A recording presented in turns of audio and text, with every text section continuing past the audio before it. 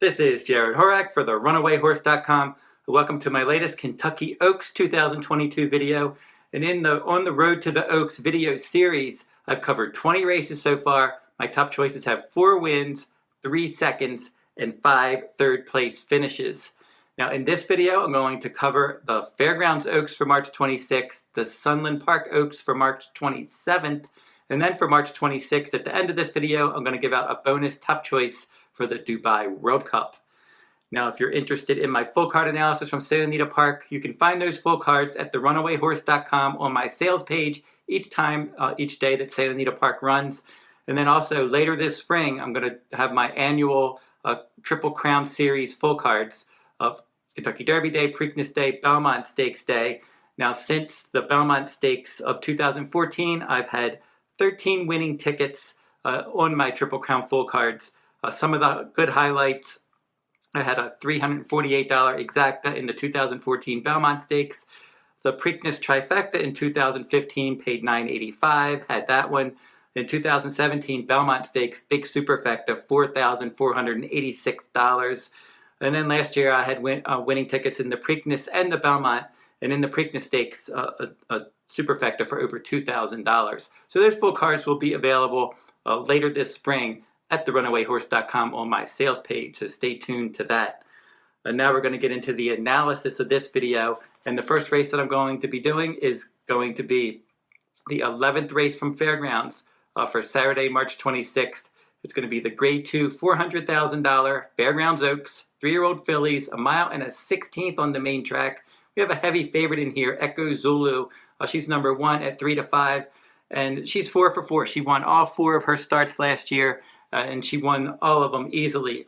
3 Grade 1 wins in the Spinaway, the Frizette, and then the Breeders' Cup Juvenile Fillies. She stretched out in distance, and she wired the field in those 3 Grade 1 victories.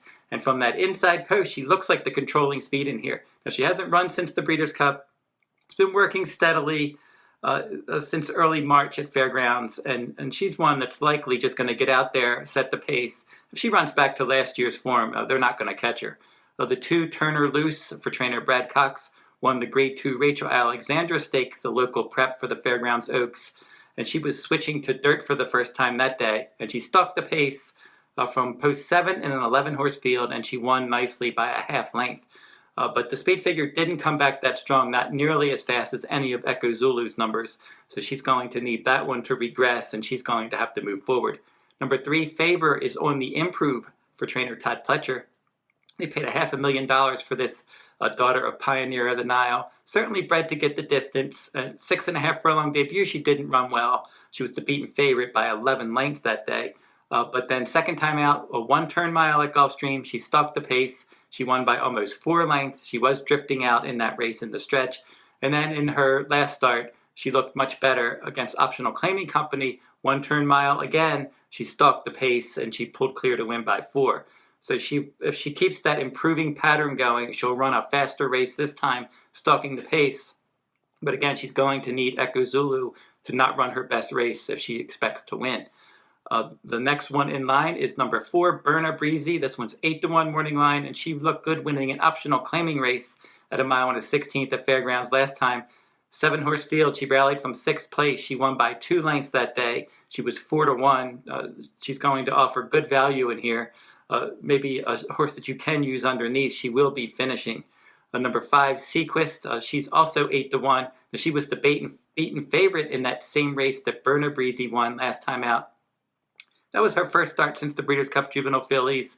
She's a decent late runner for Dallas Stewart. I wouldn't be surprised if she hit the board. Finally, number 6, Hidden Connection. In the Rachel Alexandra, she was in front from post 11. She had the lead and she was clear, but she couldn't hold on, and she finished 4th. Again, that was her first start since the Breeders' Cup Juvenile Fillies. Maybe she can move forward, probably stalking the pace from the outside post. So I'll give out my top 3 in here.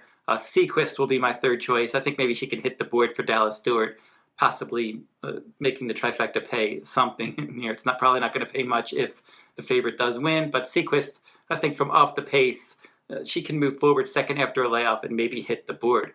My second choice is going to be Favor for trainer Todd Pletcher. Paid a lot for this one. Improving form, good tactical speed. She's going to have to run much faster than she did last time.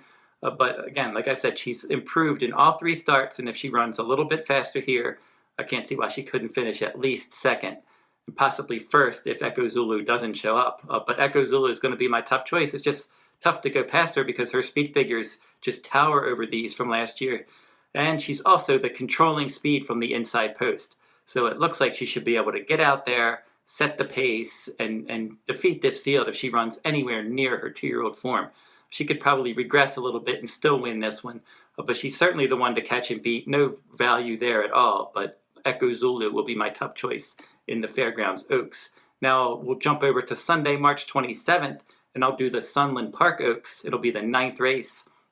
And this is for 3-year-old fillies, a mile and a 16th on the main track. Scheduled post time 6:12 p.m. Eastern time.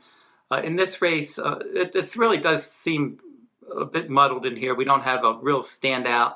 Your favorite in here is number 6, Optionality. She was awful last time out. She went out there and set the pace from the inside post. She was 6th, beaten 39 lengths. Her start before that, she was beaten 7 lengths. She did finish second after setting the pace.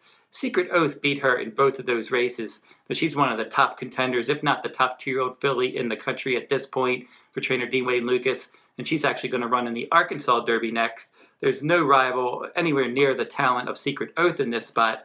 And I would think that Optionality could bounce back. If you throw out her last race, then you're left with 7 starts with 3 wins, 2 seconds, and 2/3. She was very consistent prior to that last effort, and she's one that I think could certainly bounce back. She should be up on the pace.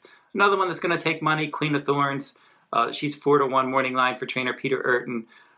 She broke her maiden by 8 lengths in her debut. That was at 6 furlongs at Santa Anita at the beginning of the year. And after that victory, I put her right on my Kentucky Oaks list.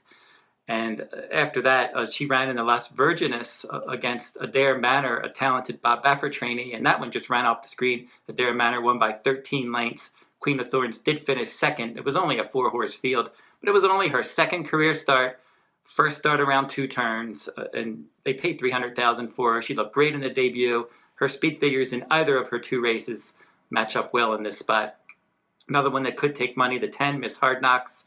She won her last 3 starts, including the Island Fashion Stakes last time at Sunland, the local prep stakes race for this race. And from that outside post, she should be finishing. She closed nicely in her first 2 wins, and then she stalked last time out. So from that outside post, she'll either stalk wide or she'll be rallying from off the pace.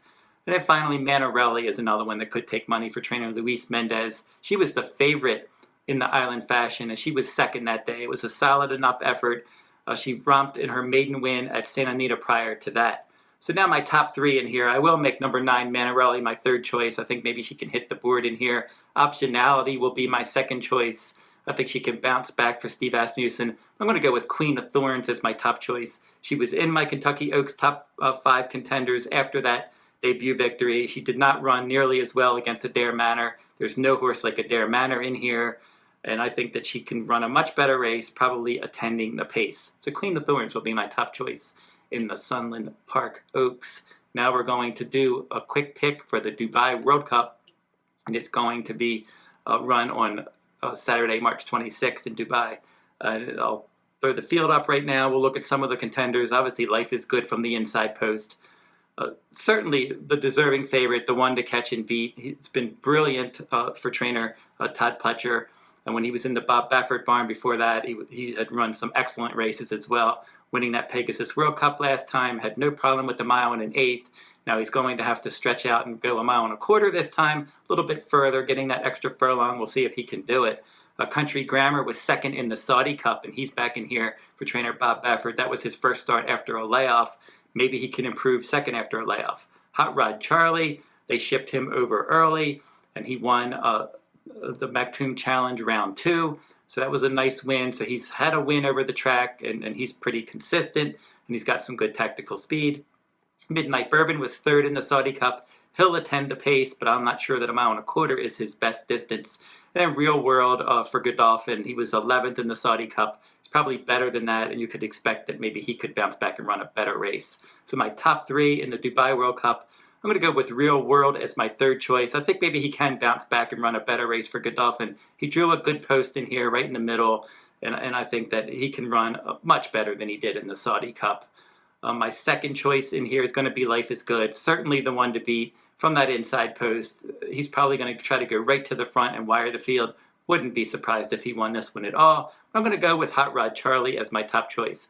Now, Hot Rod Charlie has that good race over the track, and we've seen a couple horses use that same pattern where these U.S. horses go to Dubai early, they get a victory over the track, and then they come back, and then they win the Dubai World Cup. We saw that with Curlin, we saw that with California Chrome, and now Hot Rod Charlie is trying to emulate those horses. He's training well, he's in good form, he's got good early pressing speed, a good post position as well, and he'll offer more value than Life is Good, who's certainly the one to beat. So Hot Rod Charlie will be my top choice in the Dubai World Cup. So don't forget to like, subscribe, and comment if you like this content. And that will wrap up this video. I'm going to be back and I'm going to do the Louisiana Derby as my video for the Kentucky Derby on the road to the Derby next. So until then, good luck at the races.